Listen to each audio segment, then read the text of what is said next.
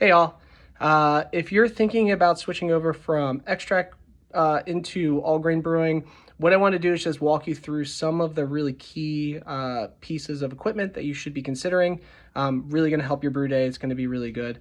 Going to try and do this quick, so let's get started. So one of the very first pieces you're going to need is a good old kettle. Luckily, if you've already started with extract brewing, likely you already have a kettle, but a lot of times I know that sometimes you might be using smaller kettles. When you go into all grain, likely you're going to be going into a 5 or 10 gallon batch. For a 5 gallon batch, which is where I started, this is where you're going to want a 10 gallon kettle. This one here has a false bottom, so that way when I am throwing hops in it during the actual boiling process, those hops are getting stuck on top. And so when I do the transfer of the wort and beer over through the ball valve, it's not getting stuck into my fermenter, and it's keeping all that gunk out, but obviously bringing that nice aroma and the hops that you want with it. The next really important factor is going to be a mash tun. So mash tuns can go for hundreds of dollars online, or you can makeshift one.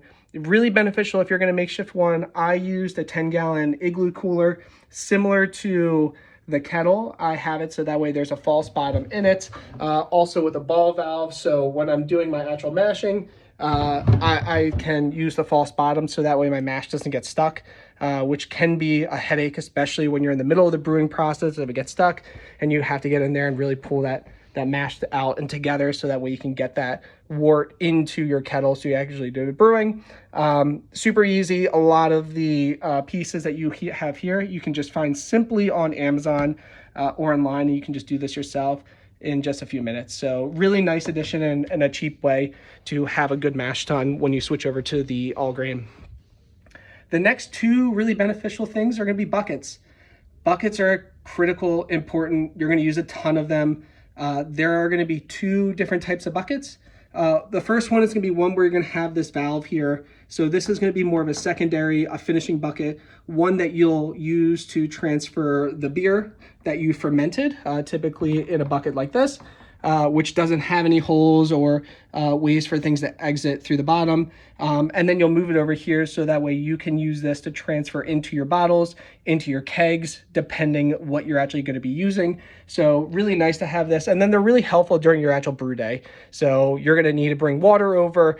Those 10 gallon buckets can be really heavy, so you can transfer it over. And then the other thing you can use buckets for is your grain. So I have a grain mill here. Again, very simple one, got it off of Amazon. And this to me is not a necessary piece of equipment that you need, but it's really beneficial because what you can do, you can buy grain in bulk and then you can mill it when you are ready. So that way your malt is always fresh and it's not pre-milled. But again, not necessary because you can go to a homebrew store and you can have them mill it for you. They'll do it the right size that you want. I found for this one, 0.05 has worked really well. Keeps my brew house efficiency between 60 and 70%. So been really beneficial. And then obviously the last one you need, good old tasty beer. If you don't have a beer during your brew day, what's the point, right? But hopefully this is a nice insight into those thinking to switch over from extract into all grain. Some really good pieces here and able for you to get in. So cheers. Thanks all for listening.